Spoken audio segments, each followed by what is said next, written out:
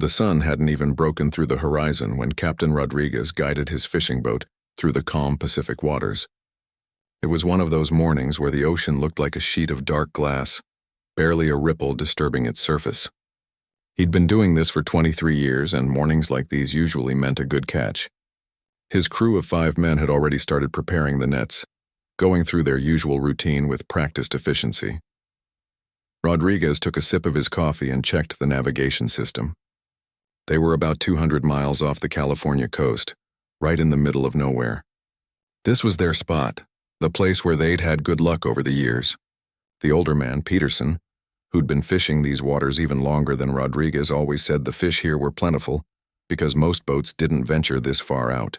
It was worth the extra fuel to get away from the crowded fishing zones closer to shore. Everything seemed normal until the sonar started acting strange. Rodriguez tapped the screen, thinking maybe some seaweed had gotten caught on the equipment. But the reading remained steady. There was something big down there, maybe 30 feet below the surface. At first, he figured it was a whale. They'd seen plenty of those over the years, and you learned to give them space. But this object wasn't moving. It was just floating there, suspended in the water like it was waiting for something. He called Peterson over to take a look. The older fisherman squinted at the screen and scratched his gray beard. "That's odd," he muttered. "Too small for a whale, but too big to be a regular fish. Could be debris, maybe something that fell off a cargo ship." The Pacific Ocean was like a highway for container ships, and every now and then, one of those massive containers would fall overboard during a storm.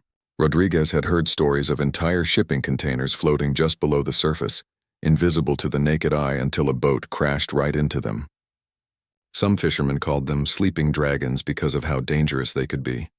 Young Tommy, the newest member of the crew, leaned over to look at the screen. "Should we check it out, Captain?" "Could be salvage. I heard about a crew that found a container full of electronics once. Made good money selling it." Rodriguez hesitated. There was something about this that felt off, though he couldn't quite put his finger on what it was. Maybe it was the way it sat in the water, or maybe it was just his gut talking. After more than 2 decades at sea, you developed instincts about these things. The ocean had a way of teaching you respect, usually the hard way. But curiosity got the better of him. "All right," he said finally. "Let's take a closer look. But we're being careful about this. Peterson, get the binoculars. Tommy, slow us down." As they approached the location, the fog started rolling in thick. It was the kind of fog that made everything feel isolated and strange, like the rest of the world had simply vanished. The crew gathered on the deck, all of them peering into the gray mist. The boat's engine hummed quietly as they drifted closer to whatever was down there. Then they saw it. Through the murky water, a dark shape became visible. It wasn't a whale, and it definitely wasn't a regular piece of debris. The object was rectangular, maybe 10 feet long and 6 feet wide. The way it floated there, partially submerged, made it look almost deliberate, like someone had placed it there on purpose. "What the hell is that?" whispered Jenkins, one of the crew members who usually kept to himself. Rodriguez brought the boat alongside the object, and they all stared down at it. The thing was made of metal, that much was clear. But it wasn't shiny and new.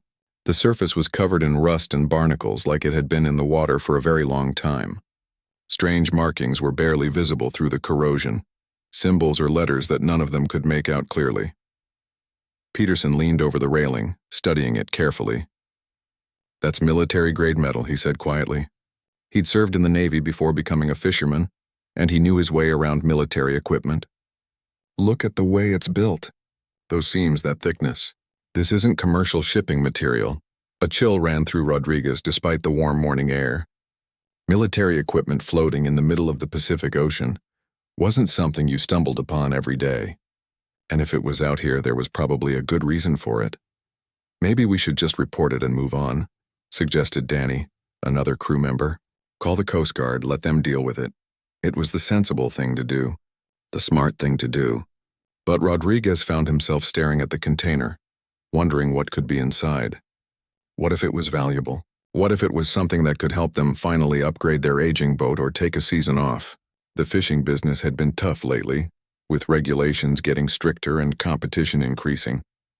Every crew was struggling to make ends meet. Tommy was already getting the boat hook, eager to take a closer look. "Come on, Captain. We're already here.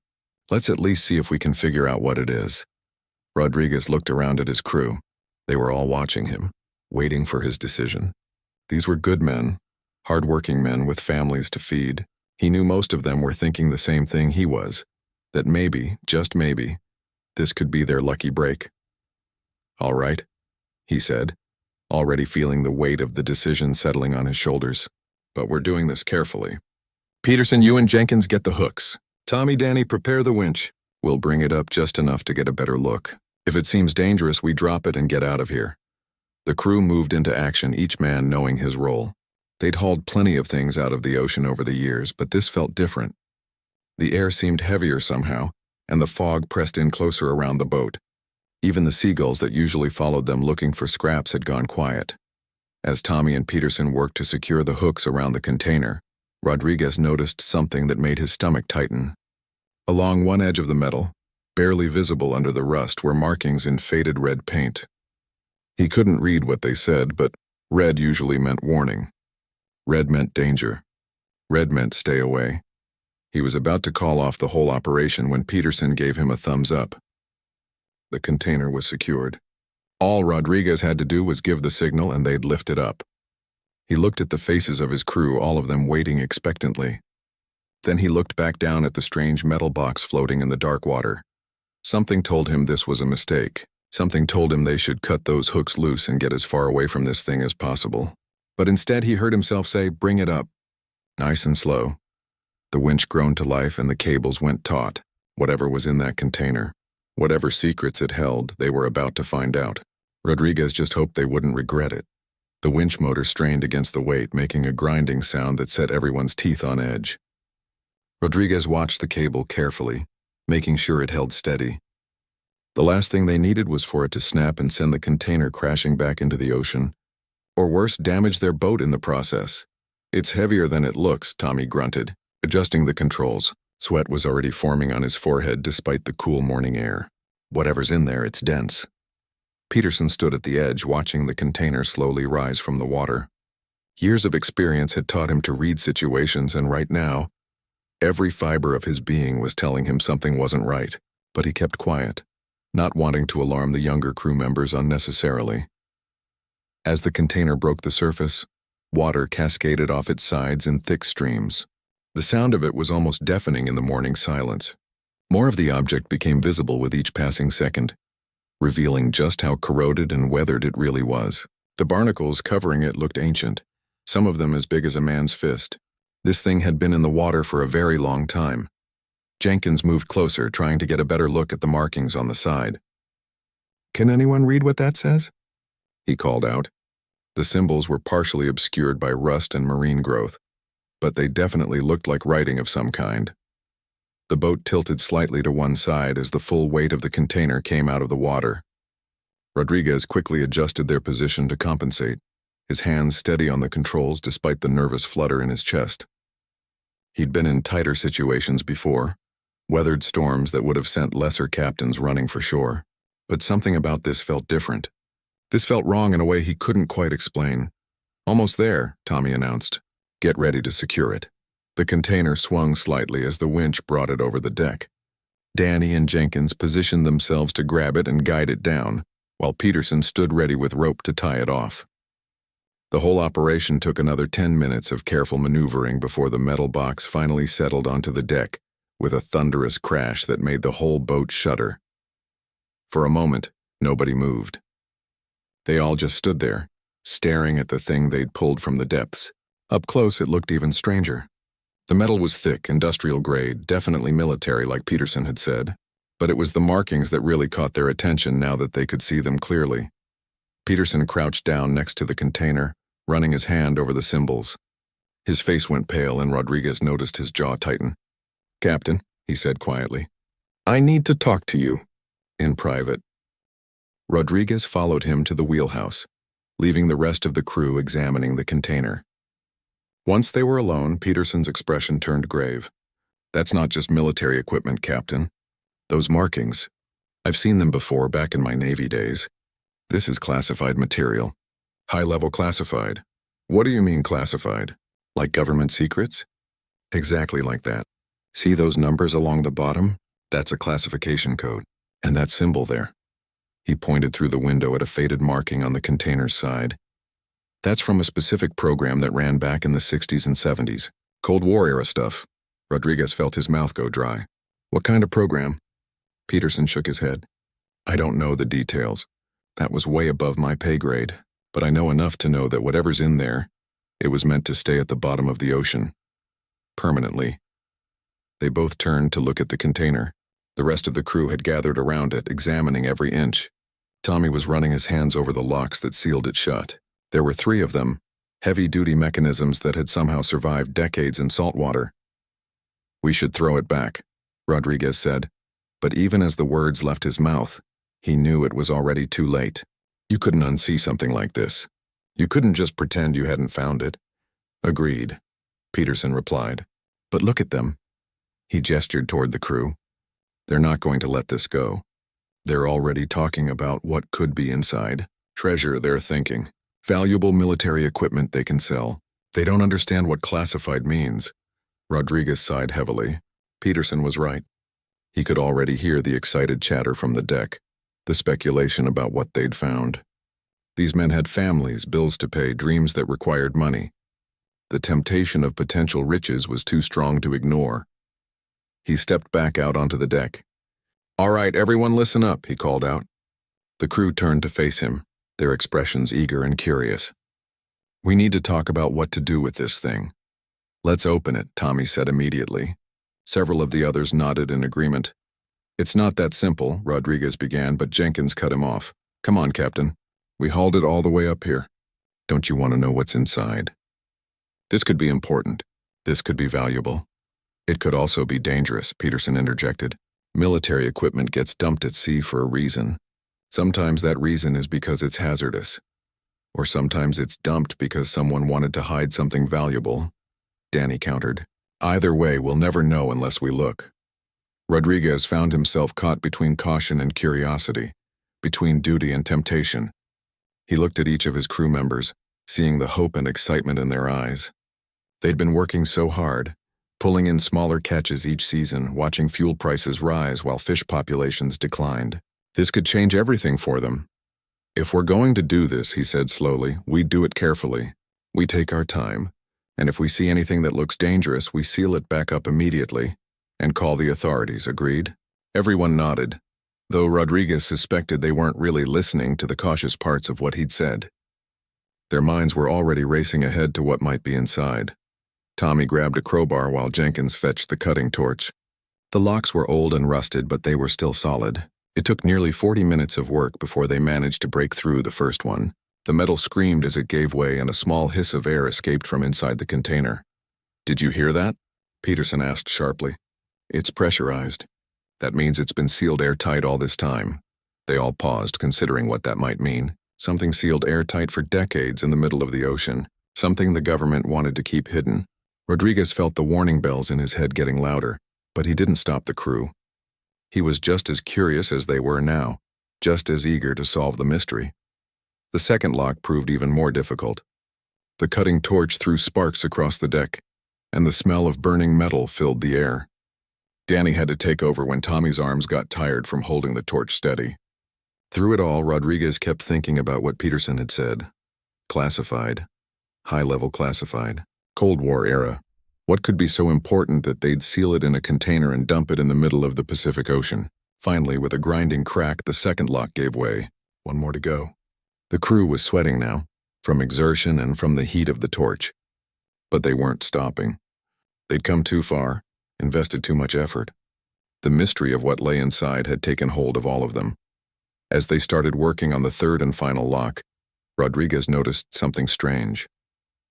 The fog around the boat had gotten thicker, so thick they could barely see 50 feet in any direction. The ocean had gone completely still, not even a ripple disturbing its surface, and the birds, he realized with a start, were completely gone. Not a single seagull in sight. Peterson caught his eye and nodded toward the wheelhouse. Rodriguez knew what he was thinking. They should stop this. They should throw the container back into the ocean right now and get as far away as possible. But before he could say anything, there was a final metallic snap. Tommy stumbled backward. the crowbar still in his hands. "Got it," he announced triumphantly. "The last lock is off." The crew gathered around the container, all of them breathing hard, all of them staring at the sealed lid. Whatever was inside, they were about to find out. Rodriguez stepped forward, his heart pounding in his chest. He grabbed one side of the lid while Peterson reluctantly grabbed the other. "On three," Rodriguez said. "1, 2, 3. They pulled, and the seal broke with a sound like tearing fabric. A rush of air escaped from inside, air that had been trapped for decades, and with it came a smell that made every man on deck step backward in disgust and fear. The smell that escaped from the container was unlike anything Rodriguez had ever encountered in his 23 years at sea. And he'd smelled plenty of terrible things, from rotting fish to dead whales that had been floating for weeks. But this was different. This was chemical and organic at the same time, sweet and sour, with an underlying scent of something metallic that made his eyes water and his stomach turn. Tommy immediately bent over the railing, losing his breakfast to the ocean below. Danny covered his mouth and nose with his shirt, gagging. Even Peterson, who'd seen action in the Navy and claimed nothing could shake him, looked genuinely disturbed. "What is that?" Jenkins managed to choke out, his voice muffled behind his hand. Rodriguez grabbed a rag and tied it around his face, then cautiously approached the open container. The air inside had been sealed for so long that it had taken on qualities that air shouldn't have. It looked almost thick, like you could see it moving as it mixed with the fresh ocean breeze. Inside the container, wrapped in layers of deteriorating plastic sheeting, were dozens of smaller boxes. They were made of some kind of reinforced material, each one about the size of a shoebox. The plastic around them had turned yellow and brittle with age, cracking and peeling away in places. "Should we really be touching this stuff?" Danny asked nervously. He'd backed up several feet from the container and looked ready to jump overboard if anyone told him to. Peterson had composed himself and joined Rodriguez at the container's edge. "We've already come this far," he said grimly. "Might as well see what we've gotten ourselves into." Rodriguez carefully lifted one of the smaller boxes out. It was surprisingly light, and when he shook it gently, he could hear glass clinking inside. His hands were shaking slightly as he set it down on the deck and began unwrapping the plastic. The material crumbled at his touch, falling away in brittle sheets. Inside the box were glass vials, each one about the size of his thumb, nestled in foam padding. The liquid inside them was a pale yellow color, though it was hard to tell if that was its natural color or if it had changed over the decades. Each vial had a label, but the writing was so faded he could barely make it out. "There's something else in here," Tommy called out.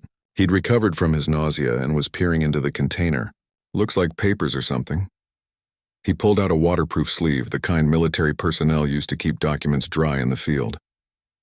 The plastic was cloudy with age, but through it, Rodriguez could see papers inside. His hands trembled as he opened the sleeve and carefully extracted the documents. The first thing he saw was a stamp in red ink across the top of the page. Even faded and worn, the words were clear enough: "Top secret." Below that was more text, technical language that Rodriguez didn't understand. References to subjects, test groups, dosages, observations. The words seemed clinical and cold, describing things that made his blood run cold. Peterson leaned over his shoulder, his face growing paler with each word he read. "Good God," he whispered. "These are research documents. Medical research." "What kind of medical research?" Rodriguez asked, though part of him didn't want to know the answer. "The kind that isn't legal," Peterson replied. "Look at these dates. 1963, 1965, 1968. This was during the Cold War. I've heard rumors about this kind of thing, but I never thought—" He trailed off, unable to finish the sentence. Rodriguez flipped through more pages. There were charts and graphs, measurements and data points. But it was the photographs that made him freeze. They were black and white, grainy with age, but clear enough to see what they showed. People, men and women, and even some who looked painfully young. Their faces were distorted in expressions of pain and fear. Their bodies showed signs of terrible suffering, deformities and lesions that looked like something from a nightmare. "Don't look at those," Peterson said sharply, trying to take the documents from Rodriguez's hands, but it was too late. They'd all seen them now. Tommy had gone white as a sheet. Danny was shaking his head slowly, as if trying to deny what his eyes were telling him. Jenkins had sat down heavily on a coil of rope, his head in his hands. "These are people. Rodriguez said, his voice barely above a whisper. They experimented on people. Peterson nodded slowly. Probably prisoners or people they could make disappear. Maybe even volunteers who didn't know what they were signing up for. The government did a lot of things during the Cold War that we're not proud of. Things they wanted to keep secret. Rodriguez looked back at the container, at the dozens of other boxes still inside. Each one probably contained more vials, more evidence of whatever horrors had been conducted in the name of science or national security. And someone had decided to dump all of it in the ocean, hoping it would never be found. What were they testing? Tommy asked quietly. Rodriguez shuffled through the documents until he found something that looked like a summary report. The language was heavily technical, but certain phrases stood out. Biological agents, resistance levels, transmission rates, recovery periods. None of it sounded good, I think, he said slowly. They were testing biological weapons, or maybe diseases, seeing how they affected people, how they spread, how to treat them, or how not to treat them. The implications of that hung in the air like the fog around them. These weren't just documents. This was evidence of crimes, of atrocities committed by their own government against its own people. And it had been sitting at the bottom of the ocean for decades, slowly corroding, waiting for someone to stumble across it. Danny stood up abruptly. We need to throw this back. Right now. We never saw this. We never found it. We just dump it and forget it ever happened. Part of Rodriguez wanted to agree. Every instinct he had was screaming at him to get rid of this thing and sail as far away as possible. But another part of him, the part that believed in doing the right thing, knew they couldn't just hide this again. These people in the photographs had suffered. They deserved to be remembered, their story told. We can't just throw it back, Peterson said, echoing Rodriguez's thoughts. This is evidence. This is history. Dark history, but history nonetheless. History that could get us killed, Jenkins pointed out. You think whoever dumped this won't care that we found it? You think they'll just let us walk around knowing this stuff exists? It was a good point. If this material was classified enough to be dumped in the middle of the Pacific, then there were probably people who would do anything to keep it from surfacing. People with power and resources who didn't want their secrets exposed. Rodriguez looked at his crew, seeing the fear and uncertainty in their faces. They were fishermen, not whistleblowers or investigators. They had families, lives, futures they wanted to protect, and he was their captain. Their safety was his responsibility. But before he could make a decision, the radio in the wheelhouse crackled to life. At first it was just static, the normal background noise of the open ocean, but then a voice cut through, clear and authoritative. Fishing vessel in Sector 7 Alpha 3, this is Falcon Command. Respond immediately. Everyone froze. Rodriguez felt his heart skip a beat. Falcon Command. He'd been fishing these waters for over 2 decades and had never heard that call sign. The Coast Guard, yes. Other fishing vessels, certainly. But Falcon Command? That was something else entirely. The voice came again, more insistent this time. Fishing vessel in Sector 7 Alpha 3. You are ordered to maintain your current position and secure all recovered materials. I repeat, maintain position and secure materials. Do not, under any circumstances, tamper with or dispose of the recovered container. Acknowledge. Rodriguez and Peterson exchanged a look of pure terror. Somehow someone knew exactly where they were and exactly what they'd found. Which meant they'd been watching. Which meant they'd been listening. Which meant the crew of this fishing boat had just stepped into something far bigger and more dangerous than they'd ever imagined. Tommy's voice shook as he asked the question they were all thinking. How do they know? How could they possibly know what we found? Peterson was already moving toward the container, examining it more closely. There, he said, pointing to a small device attached to the inside of the lid. Tracking beacon. Probably activated when we broke the seal. We didn't just find this thing. We woke it up. The radio crackled again. This is your final warning. Maintain position. A recovery team is en route. Estimated arrival 30 minutes. Do not attempt to leave the area. Do not dispose of materials. Compliance is not optional. Rodriguez looked out at the fog-shrouded ocean, then back at his crew. 30 minutes until whoever these people were showed up. 30 minutes to decide what they were going to do. And judging by the tone of that voice, their options were limited and none of them were good. The next 30 minutes felt like the longest of Rodriguez's life. His crew stood frozen on the deck, all of them staring at the radio as if it might suddenly come to life with better news. But it remained silent except for the occasional burst of static, We could run, Tommy suggested, though his voice lacked conviction. Fire up the engines and just go. They said they're 30 minutes out. We could be miles away by then. Peterson shook his head. They know exactly where we are. They've probably been tracking us since we pulled that thing out of the water. Running would just make things worse. Worse than what? Jenkins demanded. Worse than whatever's about to happen when these people show up? We just found evidence of illegal experiments on human beings. Do you think they're coming here to thank us and give us a reward? It was a fair question, and Rodriguez didn't have a good answer. He kept thinking about those photographs, those faces frozen in suffering. Someone had ordered that done. Someone had authorized those experiments, and that someone probably had enough power to make problems disappear, including a crew of fishermen who'd stumbled onto something they shouldn't have. Danny was pacing back and forth, running his hands through his hair. We should have thrown it back, he muttered. The second we saw those military markings, we should have thrown it back. Too late for that now, Rodriguez said quietly. He was trying to stay calm, trying to think clearly, but his mind kept racing through scenarios, none of them good. What's done is done. Now we have to deal with it.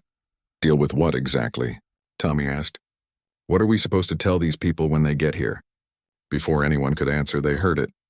The distant sound of helicopter blades cutting through the air. Rodriguez checked his watch. It had only been 22 minutes. Whoever these people were, they'd been closer than they'd claimed, or they were very, very fast. The sound grew louder, echoing across the water. Then through the fog, a black shape emerged. It was a military-style helicopter, but it bore no markings. No identification numbers, nothing that would indicate who it belonged to or where it came from.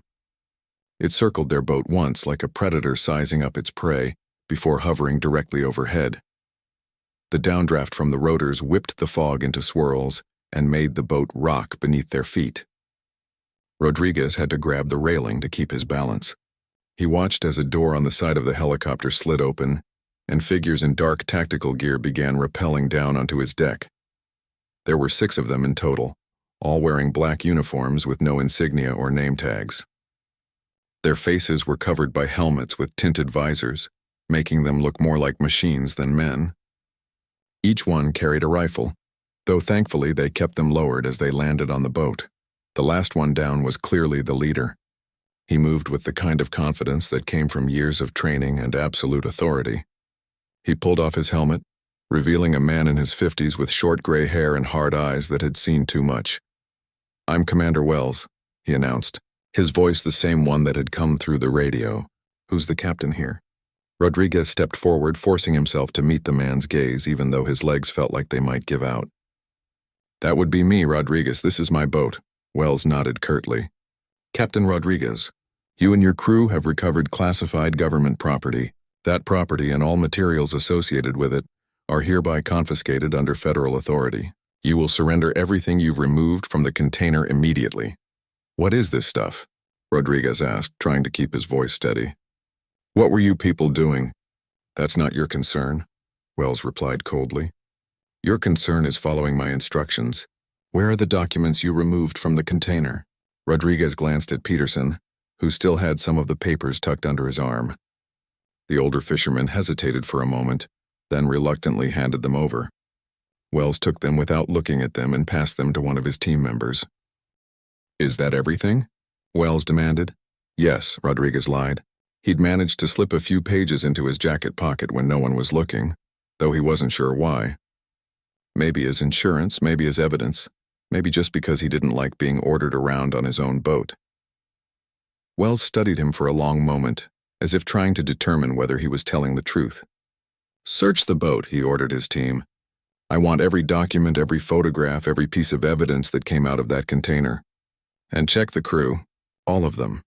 The tactical team moved with practiced efficiency, spreading out across the boat. 2 of them began searching the wheelhouse while the others started going through the crew's personal belongings. Rodriguez felt a surge of anger at seeing strangers rifling through their things, but he kept his mouth shut. These weren't the kind of people you argued with. One of the team members approached Wells and whispered something in his ear. The commander's expression darkened and he turned back to Rodriguez. "Captain, one of the vials has been compromised. The seal is cracked. Did any of the liquid inside come into contact with your boat or crew?" Rodriguez's blood ran cold. I don't know. "Maybe," When we lifted the container, there was a lot of water and— Show me, Wells interrupted. Rodriguez led him to where they'd set the container down. There on the deck was a small puddle of liquid. It was eating through the metal like acid, leaving a corroded patch that smoked slightly in the cool air. Wells swore under his breath and immediately pulled a radio from his belt. "Base, this is Wells. We have a contamination situation. I need a hazmat team here immediately." The words contamination situation sent a wave of panic through the crew. Tommy looked like he might be sick again. Danny had gone pale.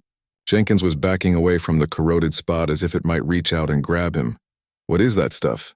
Rodriguez demanded. "What were you people testing?" Wells ignored him, instead barking orders at his team. They quickly pulled out what looked like hazmat suits from bags they'd brought with them and began sealing off the area around the contaminated spot. One of them produced a kit and started taking samples of the liquid, handling it with extreme care. Peterson stepped forward, his military training overriding his fear.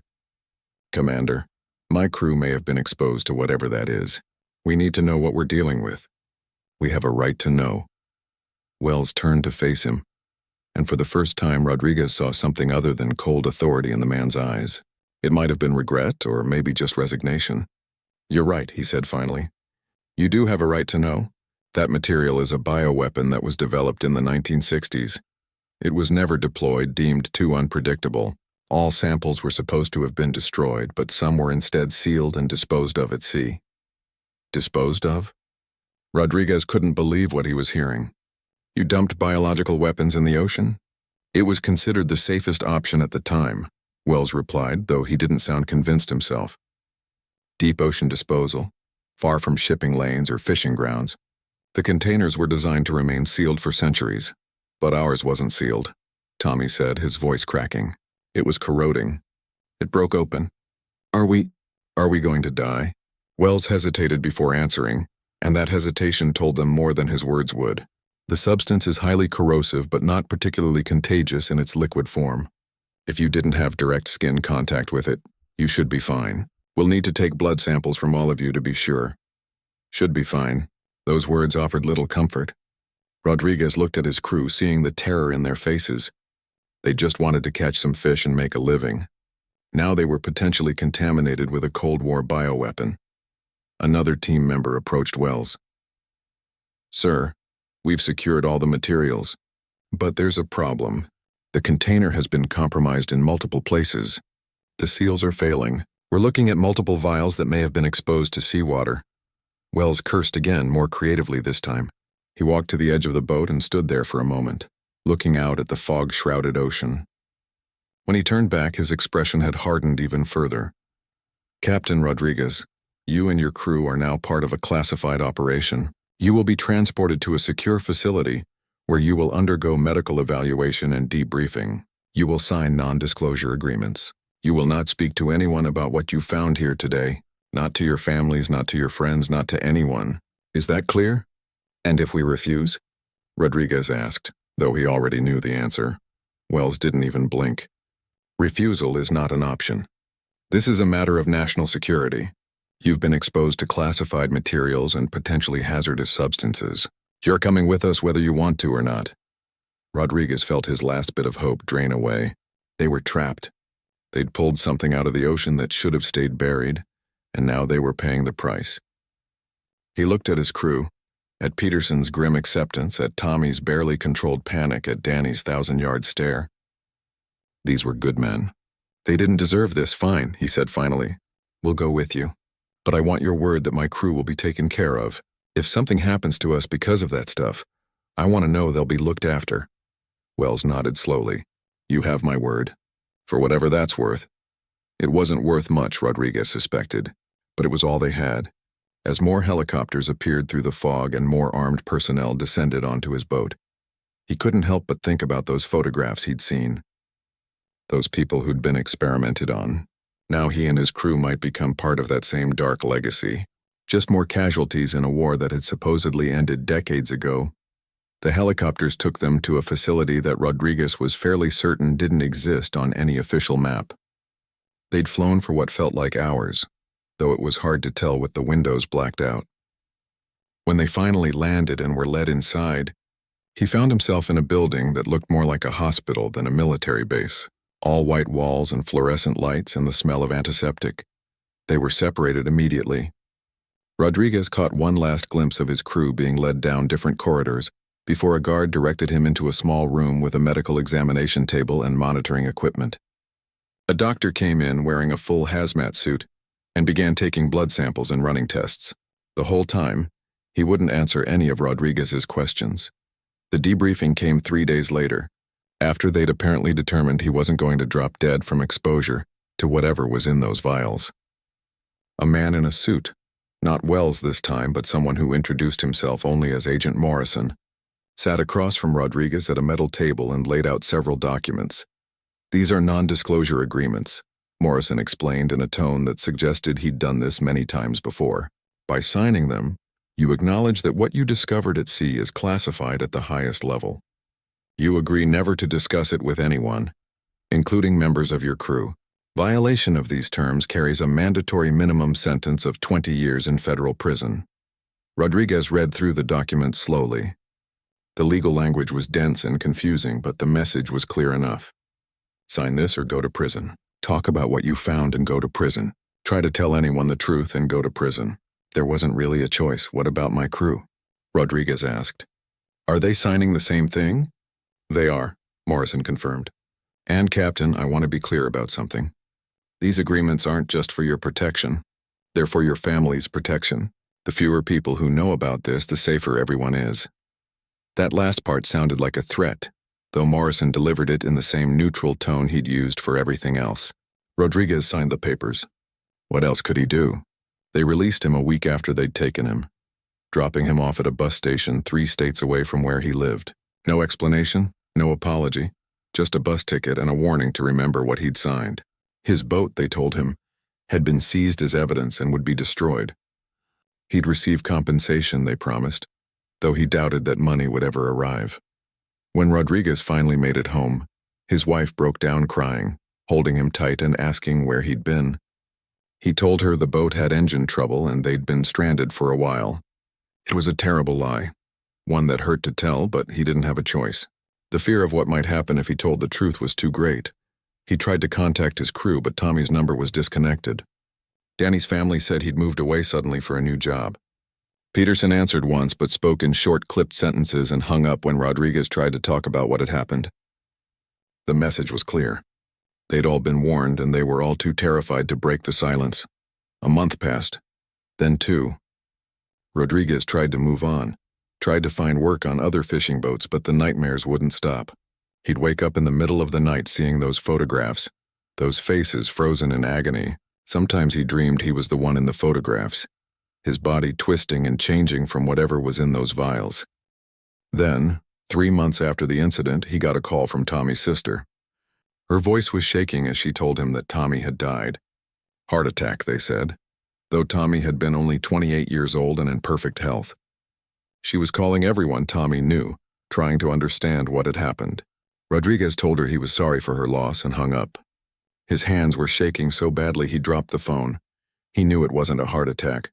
He didn't know what it was exactly, but he knew it was connected to what they'd found. Something in those vials, something they'd been exposed to, something that was slowly working its way through their systems. Rodriguez went to see a doctor, claiming he needed a routine checkup. When the results came back, the doctor looked confused. There's something unusual in your blood work, he said, frowning at the papers. Some markers I've never seen before. Have you been exposed to any unusual chemicals recently? Rodriguez lied and said no, but he knew the truth. Whatever was in that container had gotten into him. Maybe it had gotten into all of them. Maybe Tommy had just been the first to show symptoms. He started noticing men following him. They were subtle about it, never the same face twice, always keeping their distance. But they were there. In the grocery store, at the gas station, sitting in cars outside his house. They wanted him to know he was being watched. Wanted him to understand that any attempt to talk about what he'd found would have consequences. 4 months after the incident, Peterson called. It was 3 in the morning and the older man's voice was rough with fear and something else Rodriguez couldn't quite identify. Pain, maybe, or desperation. It's happening to me too, Peterson said without preamble. The lesions, just like in those photographs. They're starting on my hands, spreading up my arms.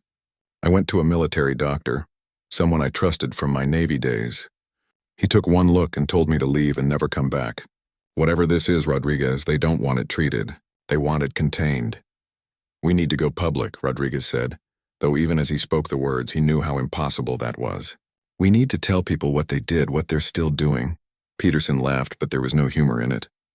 With what proof? They took everything. The documents, the photographs, the vials, all we have is our word.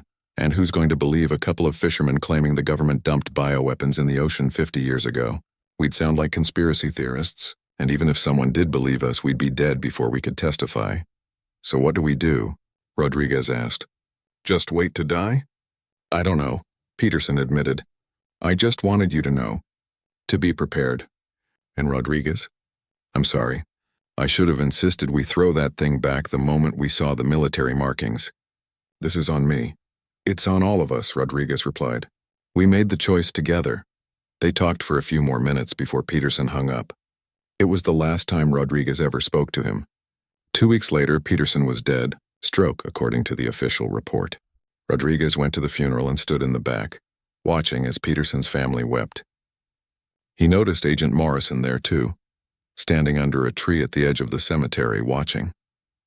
Making sure Rodriguez remembered the consequences of talking, Jenkins was next. Car accident, they said, though witnesses reported that he'd seemed to lose control of his vehicle for no apparent reason, as if he'd suddenly been unable to steer.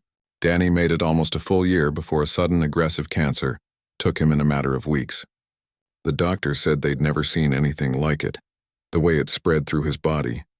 Rodriguez knew he was the last one left, the last member of his crew still alive, and he knew it was only a matter of time before whatever was in his bloodstream did what it had done to the others. He'd already started to feel it. The strange numbness in his fingers, the occasional dizzy spells, the way his skin sometimes felt too tight for his body. He thought about going public anyway, about telling the whole story to any journalist who would listen. But what good would it do? They'd discredit him, make him look crazy, and then he'd disappear just like the others. At least this way, staying silent, he could hold on to the hope that maybe his wife would be safe. Maybe they'd leave her alone if he kept his mouth shut until the end. 5 years after they'd pulled that container from the ocean, Rodriguez found himself standing on a dock, looking out at the water. He didn't fish anymore, couldn't bring himself to go back out there, knowing what was hidden beneath the surface. How many more containers were down there? How many more secrets had been dumped and forgotten? He thought about Tommy, who'd been so young and full of energy, so excited about what they might find. He thought about Peterson, who'd tried to warn them but had stayed loyal to his crew anyway. He thought about Jenkins and Danny and all the lives that had been destroyed because they'd been curious, because they'd wanted to see what was inside that metal box. Most of all, he thought about those photographs. Those people who'd been experimented on all those decades ago. They'd been forgotten too, their suffering buried at the bottom of the ocean along with the evidence of what had been done to them. And now Rodriguez and his crew had joined them, had become part of that same dark legacy of secrets and lies. The lesions had started appearing on his hands last week. Strange marks that looked almost like burns but felt different, felt wrong in a way he couldn't explain.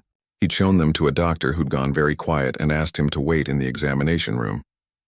Rodriguez had left instead, knowing what that silence meant, knowing that the doctor had probably been instructed to report any patients with symptoms matching whatever this was. He looked down at his hands now, at the spreading marks that were slowly claiming his skin. How long did he have? Weeks, months? There was no way to know. The only certainty was that it would happen, just as it had happened to the others. A seagull landed nearby, eyeing him hopefully for food. Rodriguez watched it for a moment, envying its simple existence. The bird didn't have to carry terrible secrets.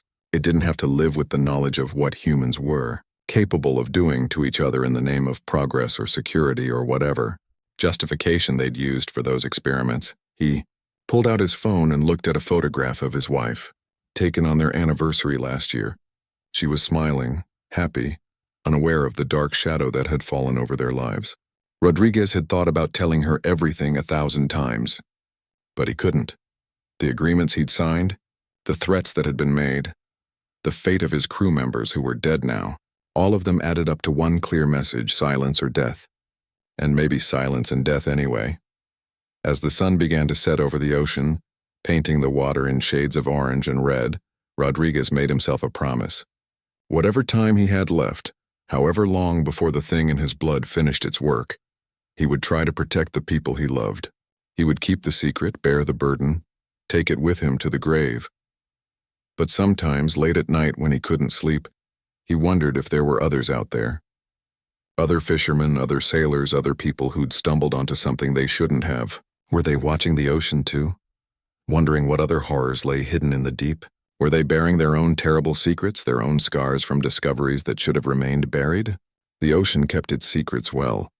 It had kept this one for 50 years before Rodriguez and his crew had disturbed it, and it would keep countless others, Rodriguez knew, for decades or centuries to come.